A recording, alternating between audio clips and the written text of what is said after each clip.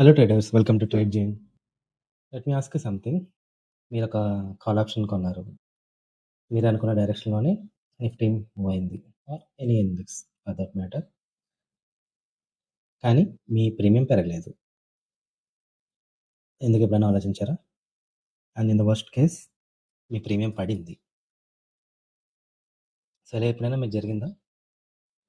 Main reason ఏంటంటే ఆప్షన్స్లో theta అనే కాన్సెప్ట్ ఒకటి ఉంది. It is nothing but time value.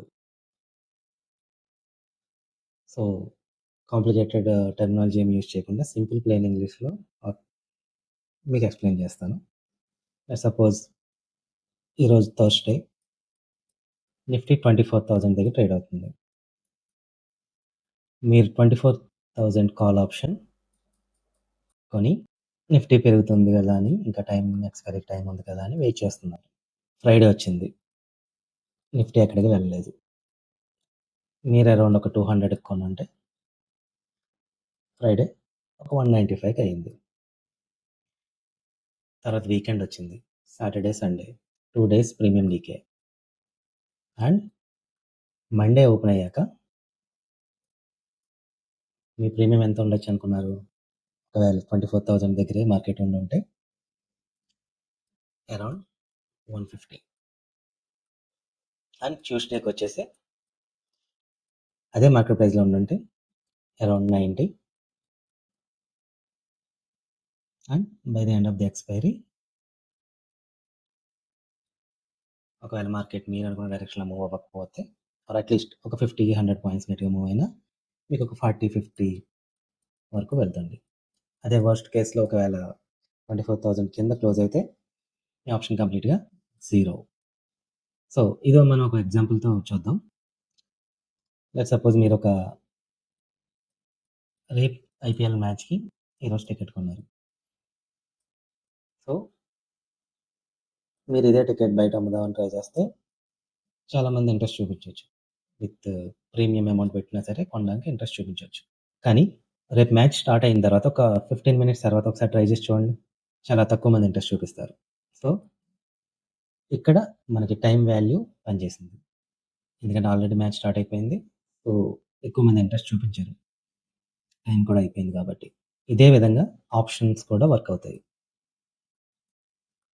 Theta అంటే సింపుల్గా ప్రతిరోజు, ప్రతి గంటకి, ప్రతి నిమిషానికి మీ ఆప్షన్ వాల్యూ లూజ్ అవుతూ ఉంటుంది విత్ రెస్పెక్ట్ టు టైం. మీరు పడుకున్న, ట్రేడ్ చేసిన, నెట్ఫ్లిక్స్లో మూవీ చూసిన థీటా ఆగదు, థీటా దిగుస్తుంది. సో ఆప్షన్ బయ్యర్స్కి మెయిన్లీ ఈ థీటా ఒక ఎనిమి అనే చెప్పాలి. ఆప్షన్ బయ్యర్ అనేవాడు ఎప్పుడు నగ్గుతాడంటే, మీ ఆప్షన్ ఎప్పుడు కూడా ఇలా క్విక్గా మూవ్ అవ్వాలి, ఇలా స్లోగా కాదు.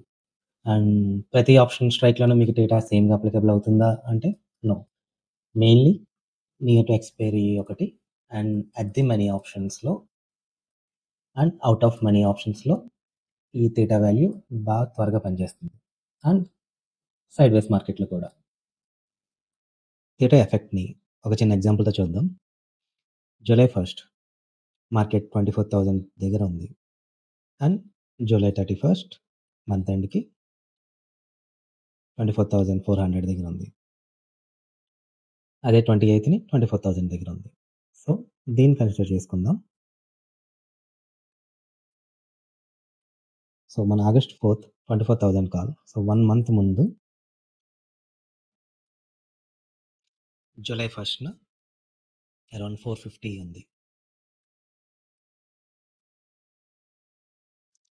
అదే జూలై 28th మార్కెట్ సేమ్ 24,000 దగ్గరే ఉంది.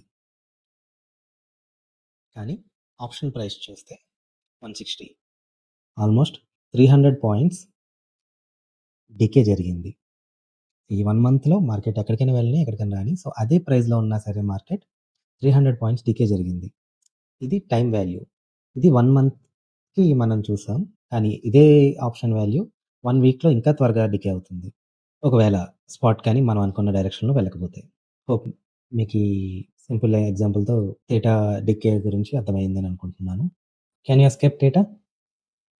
నో. బట్ చాలామంది స్మార్ట్ ట్రేడర్స్ ఏం చేస్తారంటే దాని ఇన్ఫ్లుయెన్స్ తగ్గించడానికి కొన్ని స్ట్రాటజీస్ కనిపెట్టారు. అవేంటంటే debit spread and credit spread.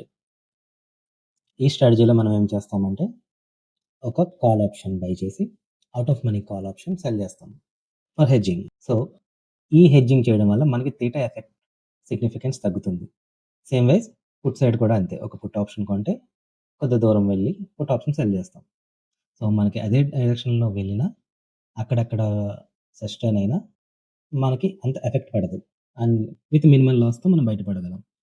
So, మీరు మార్కెట్‌లో ఎక్కువ రోజులు సస్టైన్ అవ్వాలనుకుంటే డెఫినిట్‌గా ఆప్షన్ బయింగ్‌కి దూరంగా ఉండండి. I mean naked option బయింగ్‌కి.